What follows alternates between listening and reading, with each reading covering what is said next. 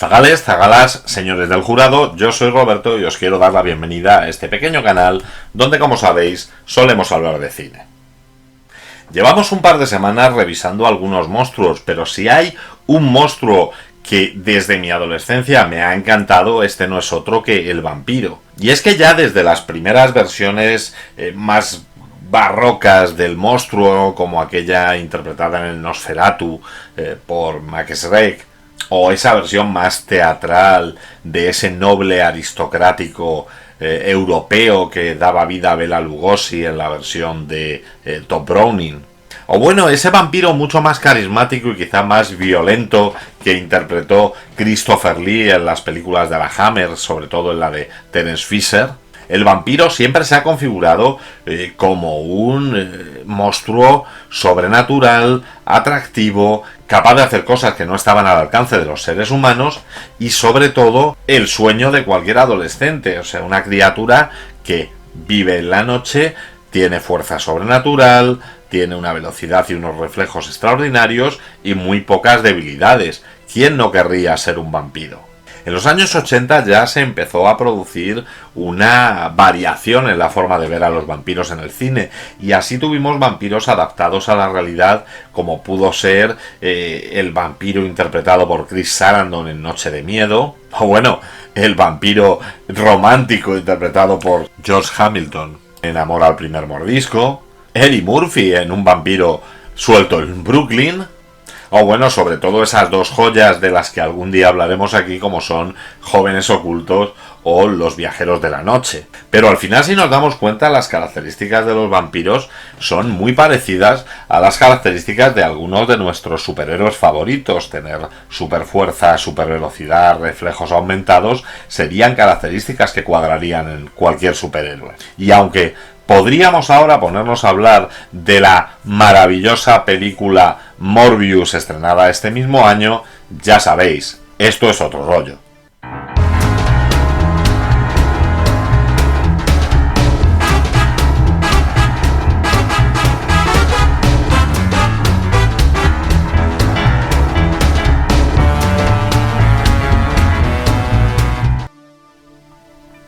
Y es que en el año 1973 aparecía por primera vez como secundario en el número 10 de la colección de Marvel La tumba de Drácula el personaje de Eric Brooks, Blade. Este personaje, creado por Mark Waldman y Gene Colan, difería bastante de la imagen que ahora tenemos de él, dado que se trataba pues de un joven londinense el cual durante su parto la madre fue atacada por un vampiro de origen alemán llamado Deacon Frost, como consecuencia de que durante el parto unas enzimas de la sangre de Deacon Frost se habían mezclado con el ADN de este recién nacido, pues este era inmune a los mordiscos de los vampiros. Esto hace que a lo largo de su evolución en el cómic pues empiece a aprender de un trompetista de jazz y cazador de vampiros llamado Yamara Fari, el cual pues le enseñará todo lo que tiene que saber para poder combatir contra los chupasangre. Y así nuestro querido Eric Brooks pues se unirá a un grupo de cazadores de vampiros llamado los Blood Shadows. Realmente el uso tan excepcional que conseguía hacer de los cuchillos y las espadas Eric es el que hace que se le conozca con el sobrenombre de Blade. Posteriormente pues bueno, se irá cruzando en diferentes aventuras con otros personajes basados en las novelas típicas de vampiros, uniéndose a otro grupo diferente de cazavampiros, el cual estará comandado por Quincy Harker, hijo de Jonathan Harker, el personaje de la novela Drácula, y junto a él y Rachel Van Helsing, también descendiente de Abraham Van Helsing, pues se dedicarán a la caza de vampiros. Esta caza de vampiros, que en principio quedaba restringida a la colección de Marvel La tumba de Drácula, le hizo ir relacionándose con otros superhéroes de la Marvel, y así empezó a tener cruces con personajes como Spider-Man, Lobezno, el Doctor Strange, generalmente casi siempre en la lucha del cazavampiros contra Drácula. De hecho, será como consecuencia de la mordedura de Morbius como Blade obtendrá habilidades de vampiro, y es que este mordisco de este vampiro genéticamente modificado que es Morbius, en contacto con la modificación que él ya tenía, pues hará que tome las habilidades de uno de los vampiros, teniendo velocidad aumentada, resistencia aumentada, fuerza aumentada, pero teniendo también la necesidad de consumir sangre, la sed, la cual será suplida por un suero. Lo curioso es que esta mordedura de Morbius, que le convierte en una especie de vampiro, que es como se conoce a estos híbridos de vampiro con otra especie, sucedieron después del estreno de la película de la que vamos a hablar hoy, y esta no es otra que Blade, de Stephen Norrington. Y es que esta película del año 1998, protagonizada por Wesley Snipes y Stephen Dorff, fue la que realmente lanzó a un personaje que hasta entonces había sido moderadamente desconocido, dado que, pues bueno, La tumba de Drácula, si bien es un cómic que ha tenido bastante éxito editorial, no es precisamente el cómic favorito de la mayoría de los adolescentes. Y es que este personaje parecía tener suficiente potencial para protagonizar una película. Así ya, en el año 1988, se contrató a los guionistas William Rabkin y Lee Goldberg, los cuales eran conocidos por la serie Sequest, para que hicieran un primer tratamiento de este personaje dentro de una película de cine. El proyecto fue cancelado, pero en el año 1992 se retoma de nuevo, en esta ocasión con el rapero LL Cool J, el cual pretendían que diera vida a este cazavampiros, pero el proyecto tampoco avanzó. Ese mismo año, el productor Peter Frankfurt, en una conversación con los jefes de la Marvel, manifestó que sería necesario que existieran un mayor número de héroes afroamericanos. Y así es como le presentaron, pues este personaje le presentaron a Blade, el cual le pareció muy atrayente y comenzó a trabajar en un nuevo desarrollo para este personaje. Así, tras una reunión con Stan Lee y Avi Arad, ambos le recomendaron que contactara con Michael De Luca, que era el presidente de producción de la New Line Cinema, y que, bueno, pues que le comentara la posibilidad de llevar a cabo este proyecto. De Luca estuvo de acuerdo con Frankfurt en que sería un buen bombazo de taquilla adaptar este personaje, pero hacerse con los derechos del mismo sería un problema, dado que en aquel momento la Marvel estaba en un proceso de recapitalización porque, pues bueno, había tenido una bancarrota, estaba francamente en horas bajas y no era fácil el adquirir ninguna propiedad que estuviera a nombre de esta compañía. Finalmente pudieron comprar los derechos de la adaptación cinematográfica de Blade por la irrisoria cantidad de $125.000. Y en aquel momento incluso se llegó a considerar que era una apuesta arriesgada. Debemos tener en cuenta que hasta aquel momento las únicas obras de Marvel que se habían llevado al cine habían sido, por un lado, Howard el Pato, el patinazo de nuestro amigo George Lucas. Posteriormente se había intentado adaptar el Capitán América con esa película de Albert Pyun, de la cual, por cierto, J.M. Webb ha hecho un vídeo estupendo que os dejaré por aquí el enlace. Y también se había intentado llevar a la pantalla al Punisher, al Castigador aquí en España, interpretado por Dolph Lundgren, pero en ambos casos tuvieron serios problemas de distribución en los Estados Unidos. Unido a eso estaba también el otro fracaso, que había sido el de vender los derechos de los Cuatro Fantásticos a Roger Corman, el cual había hecho toda una preproducción de la película, incluso había llegado a rodar la película, pero esta jamás había sido estrenada. Esta noticia llegó a los oídos de David S. Goyer, del guionista, el cual era un fan acérrimo del personaje y por tanto contactó con la productora con fin de hacer un tratamiento de guión para esta película, encontrándose con que en un primer momento la idea era, pues bueno, hacer una especie de película blaxploitation de superhéroes utilizando para ello al personaje de Blade, con un presupuesto menor a $10 millones y en un tono casi de parodia. Goyer, como admirador del personaje, no quería hacer esto, no tenía esa visión, y así le presentó a De Luca un proyecto muy ambicioso en el cual, pues bueno, era una trilogía en la cual cada una de las películas debería costar en torno a unos $40 millones y en las cuales el cazavampiros sería tratado como un auténtico superhéroe de primer nivel. De hecho, ya planteaba el primer cambio en su origen. dado que le trasladaba de esas calles londinenses a nacido en Detroit. Además tenía un segundo cambio en el guión, tenía una segunda visión bastante importante, que no era otra que apartar todo el tema del vampirismo de lo que era la mitología cristiana o de lo que era la mitología religiosa que siempre se había apartado en el cine, siendo una visión mucho más cercana a esos vampiros escritos por Richard Matheson en su novela Soy Leyenda. Es decir, son una especie de organismos enfermos que necesitan tomar sangre para poder sobrevivir, pero que no tienen ningún tipo de misticismo y que por tanto no se ven afectados por el agua bendita, los crucifijos o cualquiera de las cosas tradicionales de la película, sino que se verán afectados siempre por las armas de fuego, la plata, los golpes, las estacas, y esto sí será capaz de dañar a nuestros amigos los vampiros. Bien, en la lucha contra los vampiros, los crucifijos y el agua corriente no sirven, así que olvida lo que has visto en las películas. Se utiliza una estaca, plata o la luz del sol. ¿Sabes utilizar una de estas? No, pero aprendo rápido. Tiene una bala en la... Con esta visión en mente, lo primero que se hizo fue realizar la modificación a los poderes de Blade. Como he comentado antes, Blade únicamente tenía los poderes de no verse afectado por las mordeduras de los vampiros y no ser víctima de su hipnosis. Pero por lo demás no dejaba de ser un humano experto luchador que combatía contra ellos. Sin embargo, Goyer le quiso convertir en una especie de Hércules.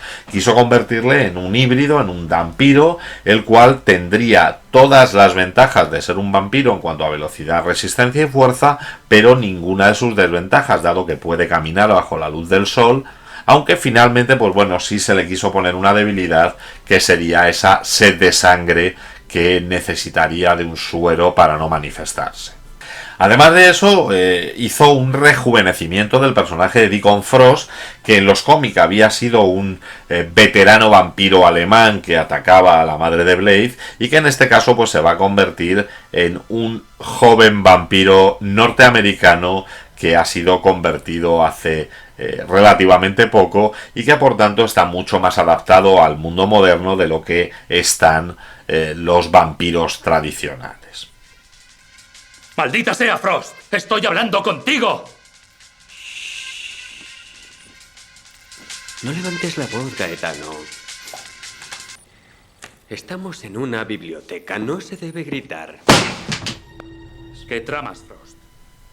Además, incorpora un acompañante para Blade, a un socio que no será otro que Whistler. En aquel momento el director seleccionado para realizar la película era Ernest Dickerson, el cual era conocido por haber hecho la película Juego de Supervivencia. Y bueno, empezaron la búsqueda de los actores adecuados para dar vida al cazavampiros. ¿Qué ocurre? Que De Luca lo tenía muy claro y así pues le dijo a la productora: mira, si me das 50 millones la haré con Denzel Washington, si me das 40 millones la haré con Wesley Snipes y si me das 30 millones la haré con Laurence Fishburne.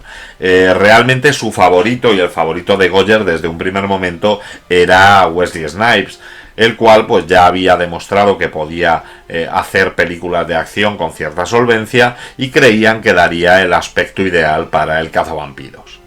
Así contactaron con el actor, el cual en aquel momento estaba tratando de producir una adaptación al cine de otro personaje de cómic que era Black Panther, pero el cual la Marvel, dados los fracasos en las películas anteriores, no parecían muy dispuestos a venderle. Y cuando le apareció este guión de Blade, le pareció una oportunidad de poder llevar al cine un superhéroe poderoso, cosa que era la que él tenía en mente. Además, según él manifestaba, podría ser un héroe que no era el típico héroe que estábamos acostumbrados, dado que sería un héroe mucho más frío, mucho más cínico, tendría frases ingeniosas y además le permitiría hacer algo que tenía mucha ilusión, que es poder hacer una película en la cual hiciera artes marciales que él practica habitualmente y de las cuales había llegado a ser cinturón negro en varias disciplinas y nunca había podido lucir en pantalla salvo en pequeñas escenas en determinadas películas, pero aquí podría utilizar de principio a fin. ¡Kenji!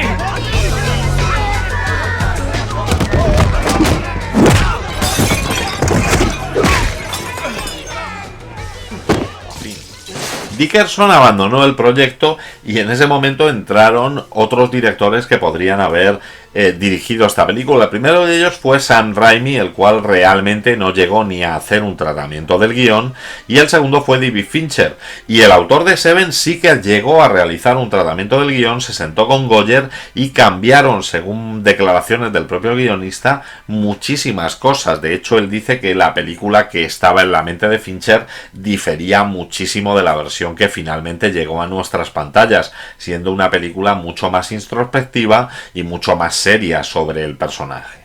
Frankfurt, que era amigo de Fincher, le había estado ayudando en la escritura del guión, y cuando éste decidió dejar esta película se puso a buscar un nuevo director, y le había llamado mucho la atención una pequeña joya de la serie B, que era la película Máquina Letal, dirigida por un tal Stephen Norrington, con lo cual contactó con él a fin de que se hiciera cargo de la producción de Blade.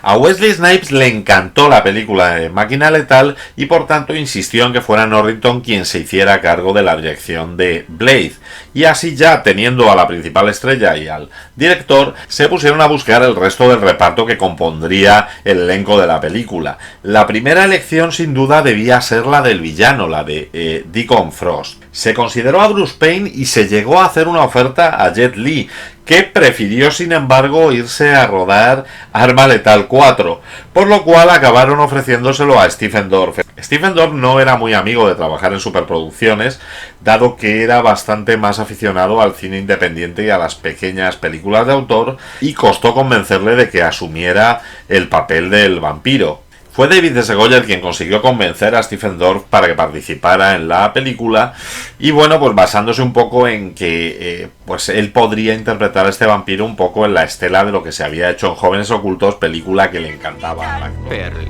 eres historia. Ten el buen gusto de morir con un poco de dignidad. De la misma manera, para el papel de Whistler, la primera elección del estudio era Mark Singer, el cual, pues bueno, recordaremos como Donovan en la serie V o como el Señor de las Bestias, pero que declinó la oportunidad de realizar este papel. Finalmente, el papel de Whistler recaería en el actor y cantante norteamericano Kris Kristofferson, el cual, pues bueno, aceptó el papel, entre otras cosas, porque dijo sentirse motivado por el hecho de que Whistler era un hombre de familia que se veía obligado a realizar esta cruzada contra los vampiros por lo que le había ocurrido a su familia, y que él, pues bueno, como padre de una familia numerosa, se sentía identificado con el personaje. ¿Está buscando la salida, doctora? ¿Quién diablos sois? Me llamo Abraham Whistler. A Blade ya le conoces. Junto a ellos tendríamos a Busser Wright interpretando a Karen, esa hematóloga que se convertirá en aliada de Blade. Tendríamos a Sanaa Khan, que hará el papel de la madre de Blade, a Donald Logue, que consiguió el papel de Queen, la mano derecha de Deacon Frost, un papel que en principio era mucho más reducido, tenía mucho menos peso en la película, pero que sin embargo, precisamente por la química que se estableció entre el actor y Stephen Dorff, consideraron aumentar su participación en la misma. Yo estuve allí. Tiene unos cacharros que te lanza y una especie de espada. Exacto. Y la lanza al aire y luego vuelve a cogerla. ¿Quieres callarte de una puta vez? Los últimos dos secundarios cuya participación resulta cuando menos curiosa. Uno es Udo Kier, el que dará vida a Dragonetti, a ese pura sangre que mantiene un cierto enfrentamiento con Deacon Frost, y que de hecho fue interpretado como si se tratara de un corredor de bolsa de Wall Street por Udo Kier. Udo Kier había participado en el Drácula de Andy Warhol, había participado en Revenant, Vampiros Modernos, en Drácula 3000, era un secundario bastante habitual de estas producciones sobre vampiros. El otro secundario que también resulta curioso será Tracy Lords, interpretando a la vampira Raquel, la cual será quien inicia la película llevando a este chico hacia la rave de la escena inicial, y que realmente es tremendamente conocida por su participación en multitud de películas de entretenimiento para adultos cuando ni siquiera tenía la edad suficiente para rodarlas. ¿Qué tienes entre las piernas, nene? Es mi bomba de calor.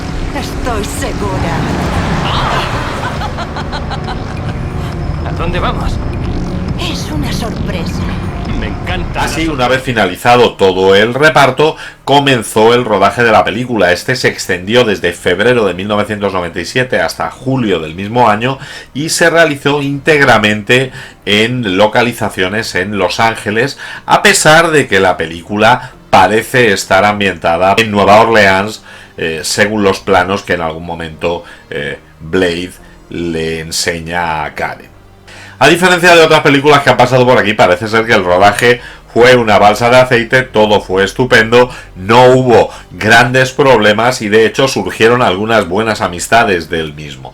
Kirk Petruccelli fue el diseñador de producción y se dedicó a construir 47 diferentes escenarios en varios estudios de Los Ángeles para realizar el rodaje de las escenas, partiendo de una base fundamental, que era que esta película tenía que tener un aspecto moderno, tenía que alejarse en todo lo posible del goticismo de las tradicionales películas de vampiros y por tanto haciendo todo muy basado en formas geométricas, pues como las que se utilizaban en el antiguo Egipto, y alejándolo de esa visión tradicional. También fue el encargado del diseño de los vehículos que va a utilizar Blade durante la película, tanto el coche como la moto, y en ambos casos partiendo de la base de grandes clásicos americanos como Harley Davidson, mezclándolos con detalles de diseño italiano. La escena más popular de Blade sin duda es la del club con la que da inicio la película, y es que esa escena tuvo un rodaje complicado porque se extendió durante 5 días en un antiguo almacén de procesado de carne en el exterior de Los Ángeles. Los extras se veían obligados a permanecer quietos en el sitio una vez habían sido rociados de la sangre porque podían romper la continuidad del rodaje. Además, parece ser que fueron unos días en los que hizo bastante calor, con lo cual, pues bueno, se produjo un ambiente de mal olor, pegajoso, muchos de los extras abandonaron y fue una escena de bastante complejidad.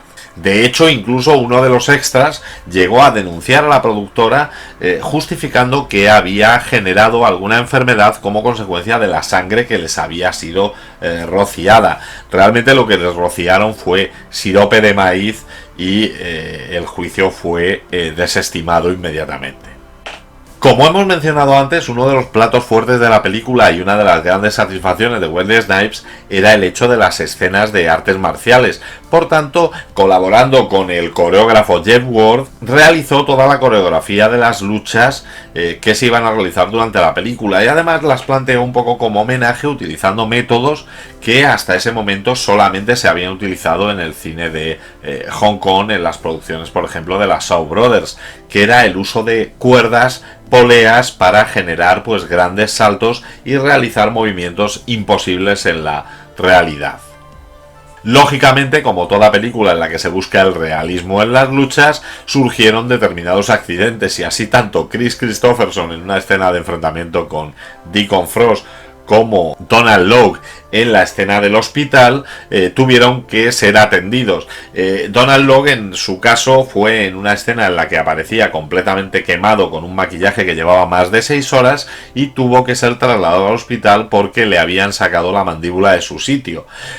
Una vez recolocada la mandíbula pudieron continuar el rodaje sin ningún tipo de problemas. En cuanto a los efectos de maquillaje, corrieron por cuenta de Greg Cannon. Greg Cannon era un maquillador tremendamente experimentado en la interpretación de los vampiros, por experiencias pues en rodajes como en Vamp, en Jóvenes Ocultos, en Subespecies, la película de Charles Band, Noche de Miedo 2, Drácula de Francis Ford Coppola, el Van Helsing de Stephen Sommers.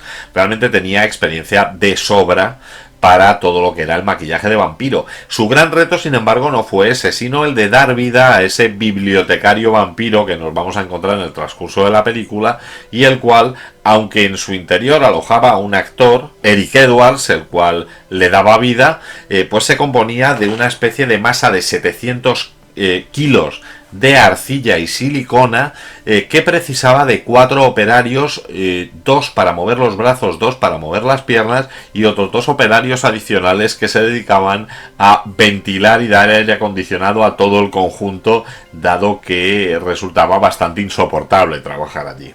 Diferentes compañías se tuvieron que repartir los efectos visuales de la película. Entre ellas estaban, por ejemplo, Blue Sky, Image Savant, Flathead Production, Wildcat Digital, todas bajo la supervisión de Chance Comiskey. Una vez finalizada la película nos encontramos con un montaje de 140 minutos de duración, el cual empezó a pasarse en pases previos ante grupos de espectadores y el cual resultó un absoluto fracaso. Esto obligó a que hubiera que eliminar ciertas escenas y a que hubiera que rerodar otras cuantas para llegar al montaje que conocimos en las pantallas y que tiene unos 120 minutos de duración.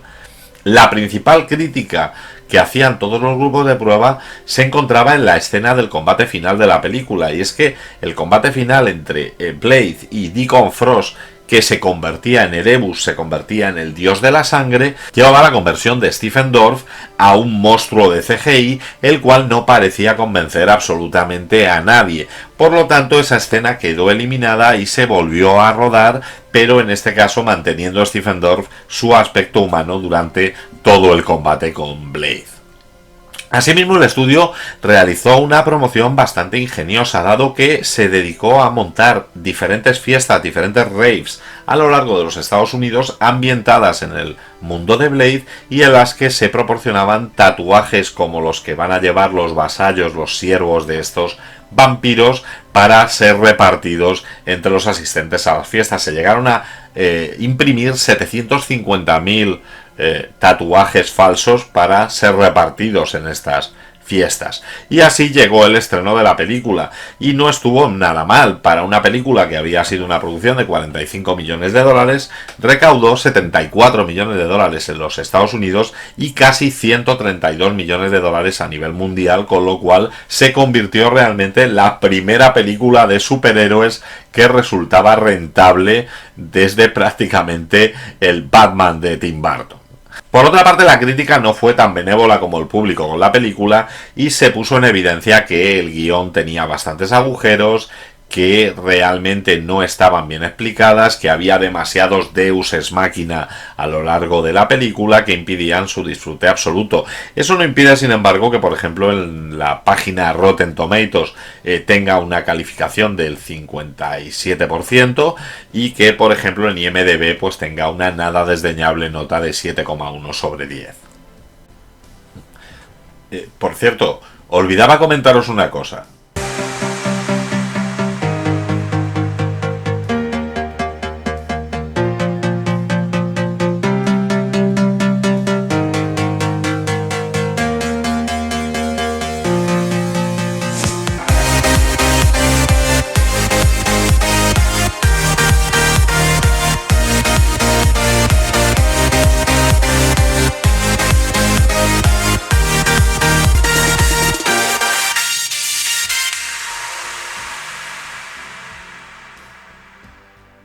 Y es que bueno, ¿qué nos encontramos en Blade? Pues nos vamos a encontrar el típico escena de origen en la cual vamos a ver cómo la madre de Blade es atacada por un vampiro mientras está dando a luz, y así justificaremos los poderes que luego Blade va a tener durante la película, y daremos un salto en el tiempo a una rave en la cual tras ser rociados de sangre y estar bailando, pues veremos cómo en una de las mejores presentaciones de personaje que yo he tenido la oportunidad de ver en el cine, nos será mostrado Blade.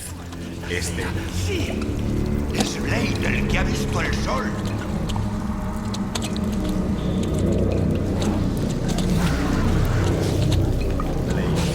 Este luchador cazavampiros con un aspecto espectacular, cuero negro, katanas, experto en artes marciales, el cual tendrá una cruzada contra estos chupasangres, ayudado por su colaborador Whistle.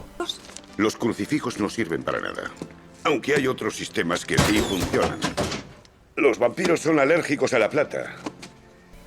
Así, cuando una doctora, una hematóloga, sea atacada, Blade será obligado a llevarla a su cubil, mostrarle sus secretos, explicarle a qué se dedican y explicarle en qué cruzada se encuentran. Y esta no es otra que la de luchar contra grupos de vampiros, los cuales tienen una especie de organización casi mafiosa y pues bueno, se dividen en diferentes clubes nocturnos en los cuales pues van asesinando a seres humanos dado que los necesitan para sobrevivir. Así, unida a esta caza que está desarrollando Blade, tendremos la ambición de Deacon Frost. Deacon Frost es un joven vampiro, no un pura sangre, el cual cree que no deben vivir en las sombras ocultándose de los humanos, sino que dado que los humanos son su comida, deberían tener una posición preponderante y dominar la situación.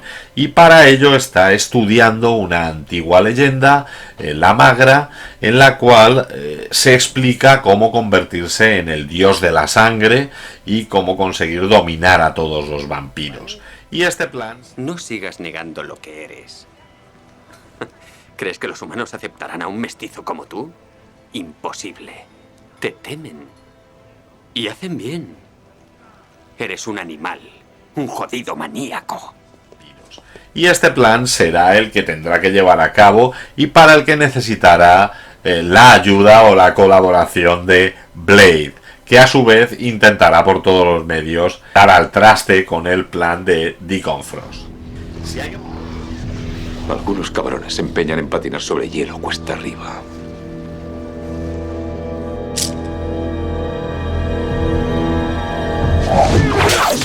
Si hay que poner un pero a esta película, y yo se lo pongo a pesar de que me entretiene muchísimo, será por una parte que efectivamente el guión es demasiado simple, demasiado plano, no nos da demasiados sobresaltos, y por otra parte los efectos visuales, que hay que reconocer que no es que hayan envejecido mal, sino que ya en el año 98 no nos parecían lo suficientemente buenos.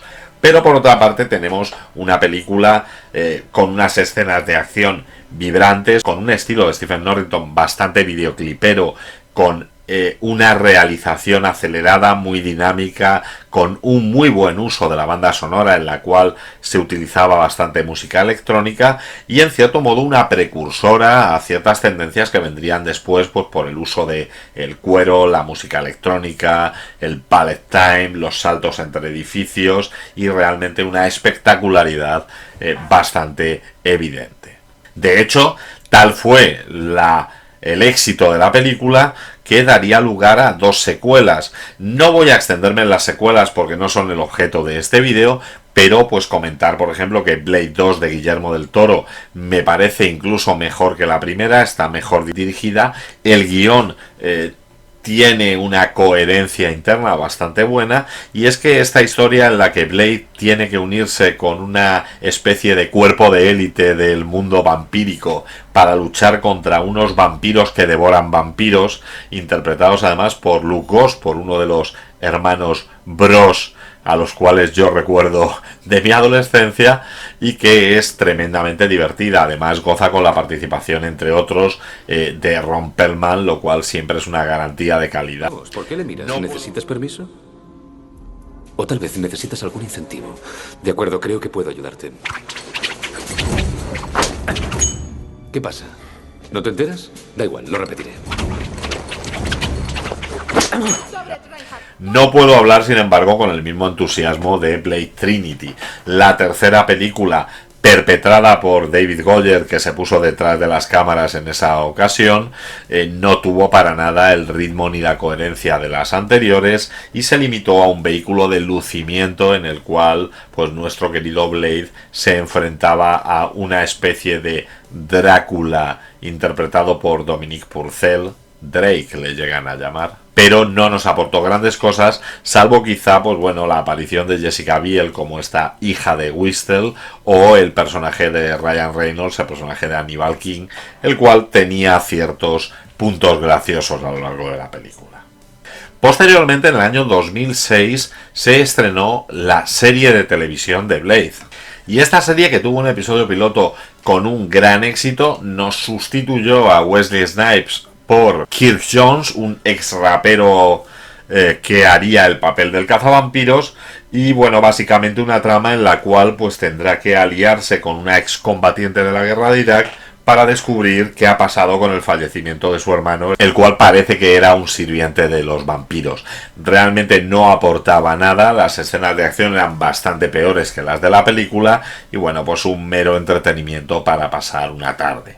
Pero claro, si Blade había sido la película que había iniciado el éxito de las películas de superhéroes, debemos recordar que después de ella es cuando aparece el X-Men de Bryan Singer, es cuando aparece el Spider-Man de Sam Raimi, y es cuando sobre todo llega ese MCU que llevamos disfrutando en la última década, y en el cual pues se habló de que habría que reinventar a Blade, y para ello se tomó con Mahershala Ali, el actor, para retomar este papel de cazavampiros. La cuestión es que hasta ahora, por el momento, lo único que hemos tenido ha sido un cameo vocal al final de la película de los Eternos, pero no se sabe a ciencia cierta qué pasará con el estreno de esta película o si finalmente llegará a nuestras pantallas. Dado que en un principio estaba prevista para ser estrenada en 2022, posteriormente se pasó a 2023, y la última información es que el rodaje comenzaría el pasado mes de octubre con vistas a ser estrenada en el año 2024. Entiendo que tendremos que esperar para ver si finalmente vemos a Blade unido al UCM. Por último, debo comentar que a nivel personal Blade fue una grata sorpresa en su momento. Recuerdo que cuando yo fui al estreno de esta película, muy poca gente en este país sabíamos quién era Blade, y los pocos que lo sabíamos por su aparición en la serie de Spider-Man de los 90 que emitían por televisión, dado que ahí habíamos tenido un pequeño arco argumental en el cual pues se nos contaba el origen de Blade y se nos contaba lo que hacía. Pero no era un personaje muy popular ni un personaje muy conocido, y sin embargo logró una gran cifra de taquilla. A mí me parece una película muy divertida, muy entretenida. Wesley Snipes realmente disfruta con este papel y se le nota. Las escenas de artes marciales están muy bien coreografiadas, y realmente es cierto que tiene algunos fallos de guión o algunos fallos argumentales que pueden ser perdonados dada la capacidad de diversión que nos puede generar esta película. Bueno, y a vosotros, ¿qué os parece Blade? ¿Está entre vuestros héroes favoritos o solamente es uno más? Ponedmelo en la caja de comentarios. Si os ha gustado el vídeo, dadle al like, suscribiros al canal y no dudéis en pasar por la sección Canales que me enrollan dentro de mi canal, donde encontraréis vídeos de compañeros que hablan de cine, incluso a veces mejor que yo.